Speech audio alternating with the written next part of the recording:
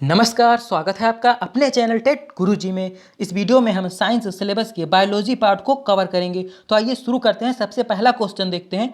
यदि कोई मानवीय रोग विश्व के वृहत क्षेत्र में फैलता है तो इसे कहते हैं एंडेमिक, पेंडेमिक, एपिडेमिक या फिर एपिजेमिक। तो इसका राइट आंसर हो जाएगा बी, इसे पेंडेमिक बोला जाता है। जैसे कि कोरोना क्या है, एक पेंडेमिक है। बढ़ते हैं अगले क्वेश्चन की ओर। हार्मोन क्या है? रासायनिक पदार्थ, भौतिक पदार्थ, ए और बी दोनों, या फिर जैविक पदार्थ। तो इसका राइट आंसर हो जाएगा ए, हार्मोन क्या है, रासायनिक पदार्थ है। बढ़ते हैं अगले क्वेश्चन की ओर। एक कोशिकीय जीव का उदाहरण है, एक कोशिकीय जीव का उदाहरण है मनुष्य, अमीबा, मेढक या फिर ये सभी। तो इसका राइट आंसर हो जाएगा बी, अमीबा जो है एक कोशिकीय जीव का उदाहरण है। इसके अलावा यूग्लिना और पैरामीशियम संघ प्रोटोजोआ के सभी जीव जो है एक कोश के होते हैं। बढ़ते हैं अगले क्वेश्चन की ओर। निम्नलिखित में कौन सा जीवाणु जनित रोग है?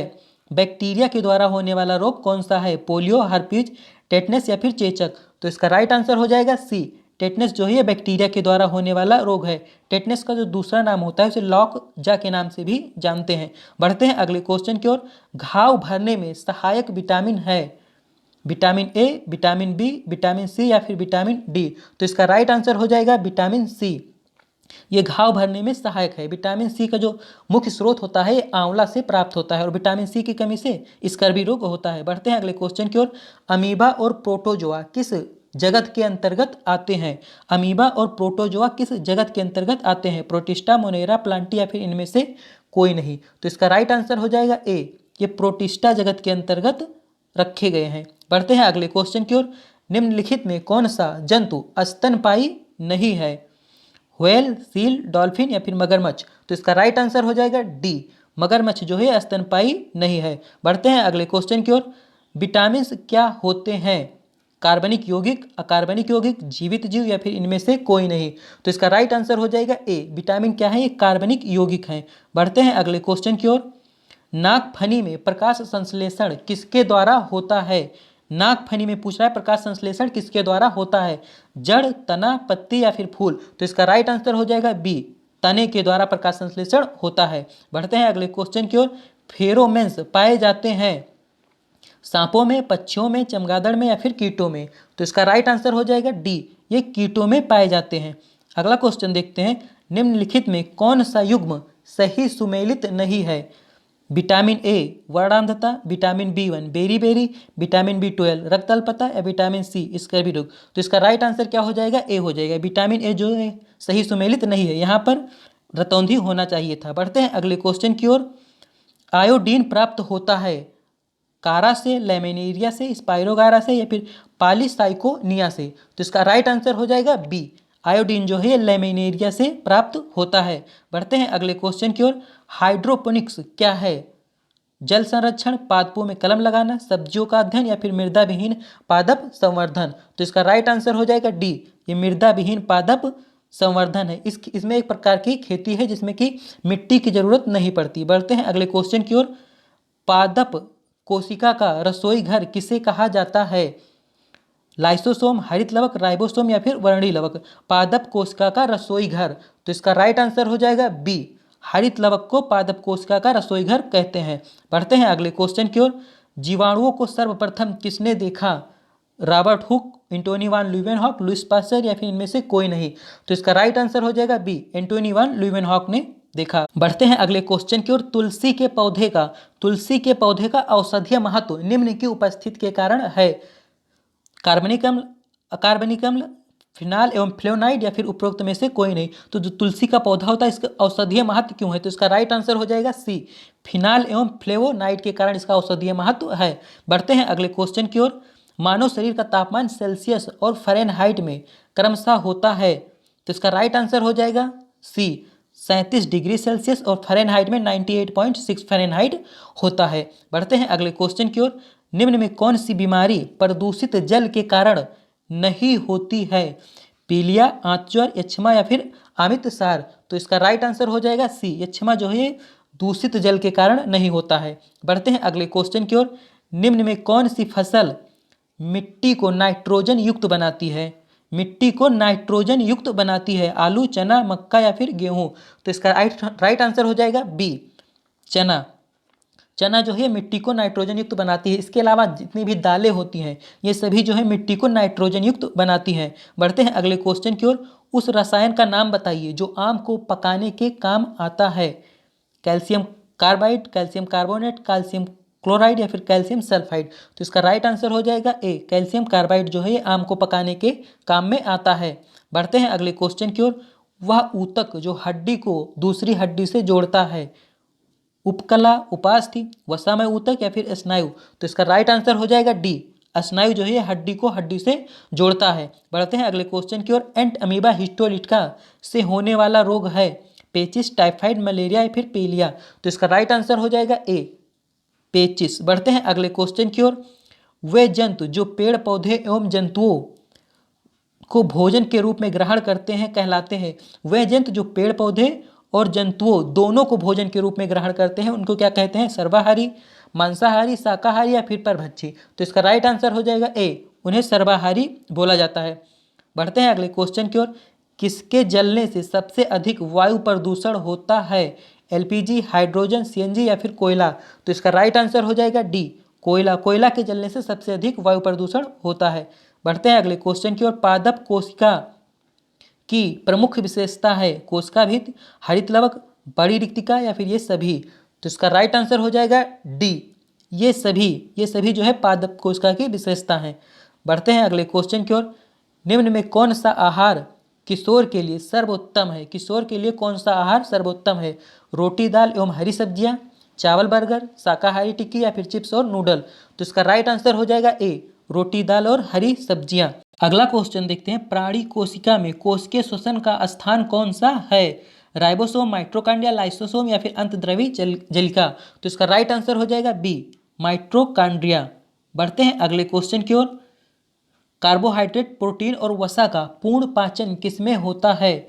जठर, यकृत, बड़ी आंत या फिर छोटी आंत। तो इसका राइट आंसर हो जाएगा डी, कार्बोहाइड्रेट, प्रोटीन और वसा का पूर्ण पाचन जो है ये छोटी आंत में होता है।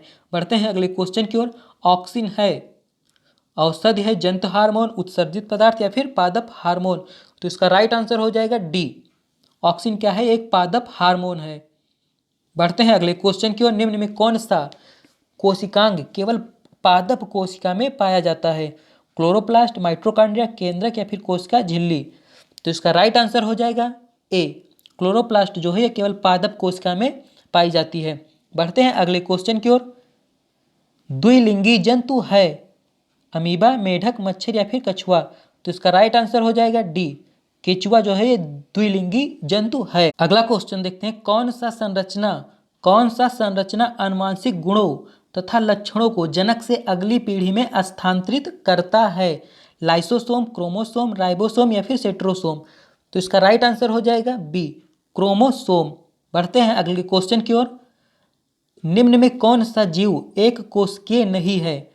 अमीबा, कवक, पैरामीशियम या फिर बैक्टीरिया। एक कोशिकीय नहीं है तो इसका राइट आंसर हो जाएगा बी, कवक। अगला क्वेश्चन देखते हैं। निम्न में कौन सा परजीवी पादप है? परजीवी पादप कौन सा है? अमरबेल, सूरजमुखी, आम या फिर गुलाब। तो इसका राइट आंसर हो जाएगा ए, अमरबेल जो है एक परजीवी पादप है। अगला क्वेश्चन देखते हैं। अधिकांश कीट श्वसन करते हैं क्लोम से, त्वचा से, फेफड़ों से या फिर वातक यंत्र से। तो इसका राइट आंसर हो जाएगा डी, वातक यंत्र से श्वसन करते हैं। अगला क्वेश्चन देखते हैं। अवतल लेंस प्रयुक्त होता है निकट दृष्टि दोष, दूर दृष्टि दोष, मोतियाबिंद या फिर इन सभी में। तो अवतल लेंस का प्रयोग होता है निकट दृष्टि दोष में। इसका राइट आंसर हो जाएगा ए, उत्तल लेंस का प्रयोग होता है दूर दृष्टि दोष में। अगला क्वेश्चन देखते हैं। लौंग है तने की गांठ, जड़ की गांठ, पत्तियां या फिर सूखे फूल। तो इसका राइट आंसर हो जाएगा डी, ये हैं सूखे फूल। अगला क्वेश्चन देखते हैं। निम्न में कौन सा विटामिन जल में घुलनशील है? जल में घुलनशील विटामिन कौन सा है? ए, डी के या फिर बी, सी या फिर इनमें से कोई नहीं। तो इसका राइट आंसर हो जाएगा सी, विटामिन बी और सी जल में घुलनशील है, जबकि विटामिन ए, डी, के ये वसा में घुलनशील विटामिन है। बढ़ते हैं अगले क्वेश्चन की ओर। वह पौधा जो मरुस्थल में उगते हैं कहलाते हैं जीरोफाइट, एपीफाइट, हाइड्रोफाइट या फिर इनमें से कोई नहीं। तो मरुस्थल में उगने वाले पौधे को जीरोफाइट कहते हैं। अगला क्वेश्चन देखते हैं। पृथ्वी पर सबसे पुराना जीव कौन सा है? हरित नील शैवाल, कवक, युग्लिना या फिर अमीबा। तो इसका राइट आंसर हो जाएगा ए, हरित नील शैवाल पृथ्वी पर सबसे पुराना जीव है। बढ़ते हैं अगले क्वेश्चन की ओर। निम्न में कौन सा उत्पाद सड़क बनाने के काम में लिया जाता है? तो सड़क बनाने में किसका प्रयोग होता है? पैराफिन, कोक, बिटुमिन या फिर नेफ्थलीन। तो इसका राइट आंसर हो जाएगा सी, बिटुमिन का उपयोग जो है सड़क बनाने में आता है। बढ़ते हैं अगले क्वेश्चन की ओर। निम्न में कौन सा एक विटामिन ए का प्रचुरतम स्रोत है? विटामिन ए सबसे अधिक किस में मिलता है? सेब में, पपीता में, आम में या फिर अमरूद में। तो इसका राइट आंसर हो जाएगा सी, आम में मिलता है। अगला क्वेश्चन देखते हैं। दिए गए पौधों और उनके खाद्य भाग युग्मों में कौन सा सही सुमेलित नहीं है? प्याज, मसालपूर्ण, अदरक, प्रकंद, नारियल, भ्रूणपोष और आलू मूल। तो इसमें कौन सा एक सही सुमेलित नहीं है? तो इसका राइट आंसर हो जाएगा डी, ये सही सुमेलित नहीं है, यहाँ पर तना होना चाहिए था। बढ़ते हैं अगले क्वेश्चन की ओर। अलैंगिक जनन मुकुलन द्वारा होता है। अलैंगिक जनन मुकुलन के द्वारा होता है। ईस्ट में, अमीबा में, प्लाज्मोडियम में या फिर उपरोक्त सभी में। तो इसका राइट आंसर हो जाएगा ए, ईस्ट में होता है। अगला क्वेश्चन देखते हैं। मशरूम क्या है? पौधा, पशु, कवक या फिर बैक्टीरिया। तो मशरूम एक कवक है, इसका राइट आंसर हो जाएगा सी। अगला क्वेश्चन देखते हैं। मैड काऊ रोग होता है। मैड काऊ रोग होता है बैक्टीरिया के द्वारा, वायरस के द्वारा, कवक के द्वारा या फिर प्रियॉन के द्वारा। तो इसका राइट आंसर हो जाएगा डी, मैड काऊ रोग जो है ये प्रियॉन के द्वारा होता है। प्रियॉन की खोज जो है स्टेनले पर्सर ने की थी। बढ़ते हैं अगले क्वेश्चन की ओर। निम्नलिखित में कौन सा एक वास्तविक मछली नहीं है? इसमें से कौन एक वास्तविक मछली नहीं है? Red fish, dog fish, cat fish या फिर जेली फिश। तो इसका राइट आंसर हो जाएगा सी, कैट फिश। कैट फिश जो है एक वास्तविक मछली नहीं है। बढ़ते हैं अगले क्वेश्चन की ओर। कीटों का प्रमुख उत्सर्जी पदार्थ है यूरिक अम्ल, यूरिया, अमोनिया या फिर ग्वानिन। तो इसका राइट आंसर हो जाएगा ए, यूरिक अम्ल। कीटों का प्रमुख उत्सर्जी पदार्थ जो है ये यूरिक अम्ल है। अगला क्वेश्चन देखते हैं। निम्न में कौन सा नियततापी प्राणी है? नियततापी प्राणी है शार्क, सांप, चमगादड़ या फिर छिपकली। तो इसका राइट आंसर हो जाएगा सी, चमगादड़ जो है ये नियततापी प्राणी है। बढ़ते हैं अगले क्वेश्चन की ओर। निम्नलिखित में से कौन सा युग्म सही सुमेलित नहीं है? विटामिन ए सूखा रोग, विटामिन सी मसूड़ों में खून आना, विटामिन ए वर्णांधता या फिर विटामिन बी बेरी बेरी। तो इसमें से ये सही सुमेलित है, ये भी सही है, ये सही सुमेलित नहीं है। तो इसका राइट आंसर क्या हो जाएगा? सी हो जाएगा। अगला वीडियो जो है वो साइंस केमिस्ट्री के ऊपर और साइंस फिजिक्स के ऊपर इसी तरह अलग अलग पार्ट में डिवाइड होकर आएगा। तो चैनल को जरूर सब्सक्राइब कर लेना। थैंक्स।